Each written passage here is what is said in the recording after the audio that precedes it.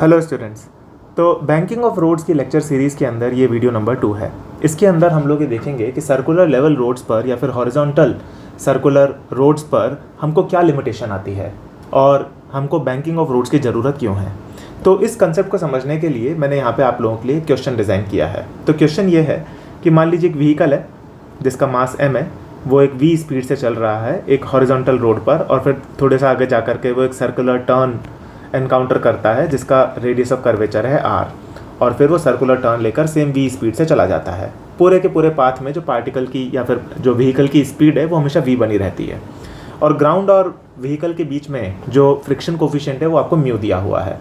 तो आपको ये बताना है कि find the maximum speed the particle or the vehicle can take without skidding. ठीक है, इस क्वेश्चन को आप लोग सॉल्व कीजिए। ये एक अच्छा क्वेश्चन है, इसको अगर आप सॉल्व करेंगे तो आपको ये समझ में आएगा कि बैंकिंग ऑफ रोड्स की ज़रूरत क्यों है। तो वीडियो को आप पॉज कर दीजिए और फिर आप इस क्वेश्चन को एक बार आप सॉल्व कर लीजिए, फिर उसके बाद में आप मेरा सॉल्यूशन देखिए। ठीक है स्टूडेंट्स, तो मैं होप कर रहा हूँ कि आप लोगों ने इस क्वेश्चन को सॉल्व कर लिया होगा वीडियो को पॉज करके। तो अब इसका हम सॉल्यूशन देखते हैं। तो देखिए, क्वेश्चन हमारे पास में ये था कि कितनी मैक्सिमम स्पीड ये व्हीकल गेन कर सकता है without skidding.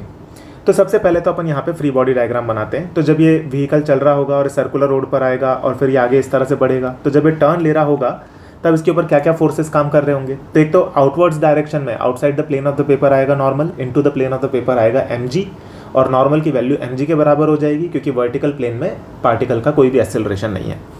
Towards the centre आएगा फ्रिक्शन, ठीक है, और ये स्टैटिक फ्रिक्शन होगा। ठीक है, कई बार बच्चों को ये बात समझ में नहीं आती कि फ्रिक्शन टुवर्ड्स द सेंटर कैसे आ गया और ये स्टैटिक कैसे हो गया।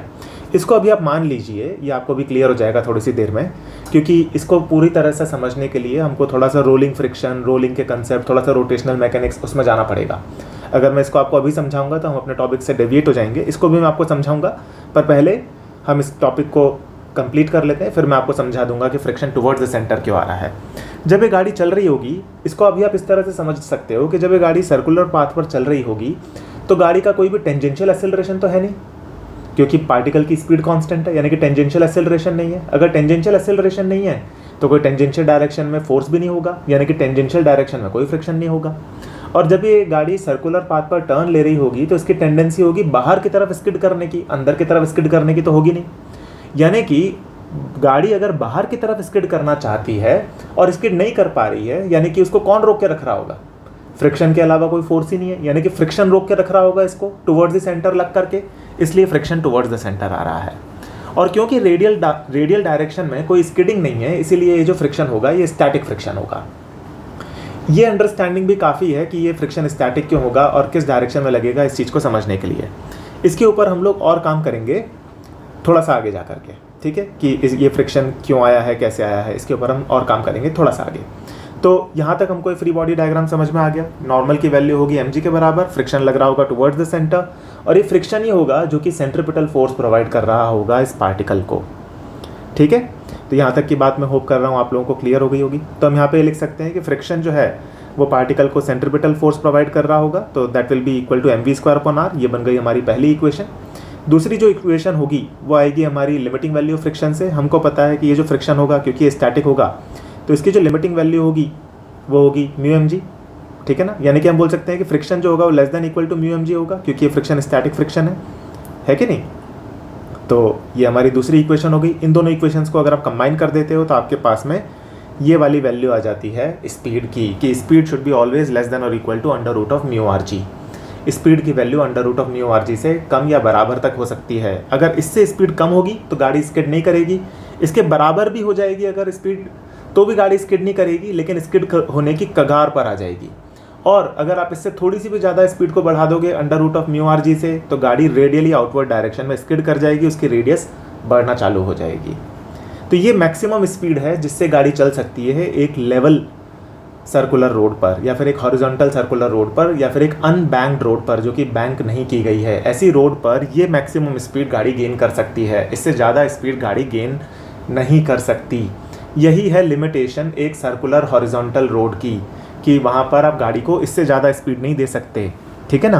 तो अगर आपको और ज़्यादा स्पीड देना है गाड़ी को एक सर्कुलर टर्न पर, जैसा कि रेसिंग ट्रैक्स में रिक्वायरमेंट होती है या फिर एक्सप्रेस हाईवेज पर रिक्वायरमेंट होती है, तो इसीलिए वहाँ पर क्या किया जाता है कि रोड्स को थोड़ा सा बैंक कर दिया जाता है या इंक्लाइन कर दिया जाता है, ताकि आप वहाँ पर और ज़्यादा स्पीड से गाड़ी को टर्न दे सको। अब वहाँ पर हमको क्यों ऐसा हम कर पाते हैं, क्या बेनिफिट हमको मिलता है, वो हम आने वाले वीडियोस में देखेंगे इस लेक्चर सीरीज़ में। पर यहाँ पर इस वीडियो में हमको एटलीस्ट ये दिख गया कि एक हॉरिजॉन्टल सर्कुलर रोड पर ज़्यादा स्पीड अटेन नहीं की जा सकती, और उससे यहाँ पे और वो स्पीड की मैक्सिमम लिमिट है √μ/g। इससे ज़्यादा अगर आप स्पीड दोगे गाड़ी को तो गाड़ी स्किड कर जाएगी रेडियली आउटवर्ड डायरेक्शन में। ठीक है, अब देखो मैंने आपको इस वीडियो की शुरुआत में बताया था, इस सॉल्यूशन के शुरुआत में, कि जो फ्रिक्शन होगा वो स्टैटिक होगा। उसकी कुछ रीजनिंग मैंने आपको दी थी, तो मैं होप कर रहा हूँ कि वो रीजनिंग तो आपको क्लियर हो गई होगी। उसका थोड़ा सा और एक्सप्लेनेशन मैं आपको देता हूँ। तो देखो यहाँ पर मैंने बनाया है गाड़ी का पहिया, ये गाड़ी का पहिया है ना।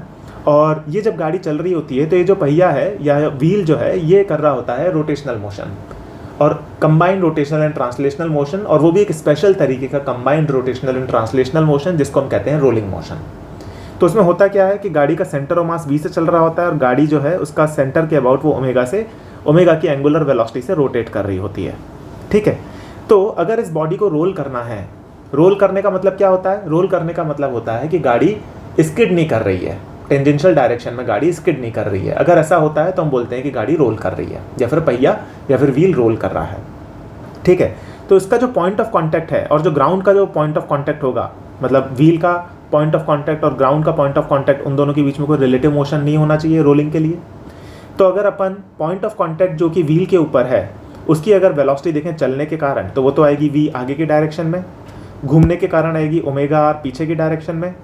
और क्योंकि रिलेटिव मोशन नहीं होना चाहिए रोलिंग को सपोर्ट करने के लिए, यानी कि v - ω/r की वैल्यू जो कि नेट वेलोसिटी है point of contact on the wheel, उसकी वैल्यू वही हो जानी चाहिए जो कि ग्राउंड पे जो पॉइंट ऑफ कांटेक्ट है उसकी वैल्यू होनी चाहिए वेलोसिटी की। तो ग्राउंड पे जो पॉइंट ऑफ कांटेक्ट है उसकी वैल्यू, उसकी वेलोसिटी तो 0 है, यानी कि v - ω/r की वैल्यू 0 हो जानी चाहिए।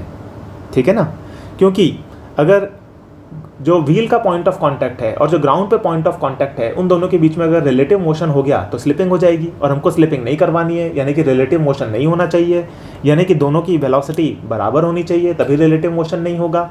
तो पॉइंट ऑफ कांटेक्ट की नेट वेलोसिटी है v - ω/r, ग्राउंड की नेट वेलोसिटी है 0, यानी कि v - ω/r 0 के बराबर हो जाना चाहिए। और जैसे ही आप ये वाली कंडीशन सेटिस्फाई करते हो तो स्किडिंग नहीं होगी, है ना, यानी कि टेंजेंशियल डायरेक्शन में स्किडिंग नहीं हो रही है। और तब भी अगर फ्रिक्शन काम कर रहा है तो फ्रिक्शन स्टैटिक ही रहा होगा, क्योंकि काइनेटिक फ्रिक्शन तो तभी आता है जब स्किडिंग होती है कि नहीं।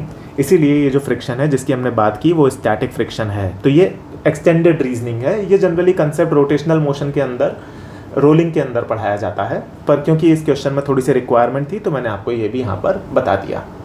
ठीक है स्टूडेंट्स, तो यहाँ पे हमने ये वाला बैकग्राउंड बिल्डअप किया है कि हॉरिजॉन्टल सर्कुलर रोड्स पर हम क्यों ज़्यादा स्पीड नहीं दे सकते। एक लिमिट होती है वहाँ पर, उससे ज़्यादा अगर आप स्पीड दोगे तो गाड़ी स्किड कर जाएगी रेडियली आउटवर्ड डायरेक्शन में। तो बैंकिंग करने से हमको ये फ़ायदा ही मिलता है, या फिर रोड को थोड़ा इंक्लाइन कर देने से हमको ये फ़ायदा मिलता है कि अब हम स्पीड को और ज़्यादा बढ़ा सकते हैं।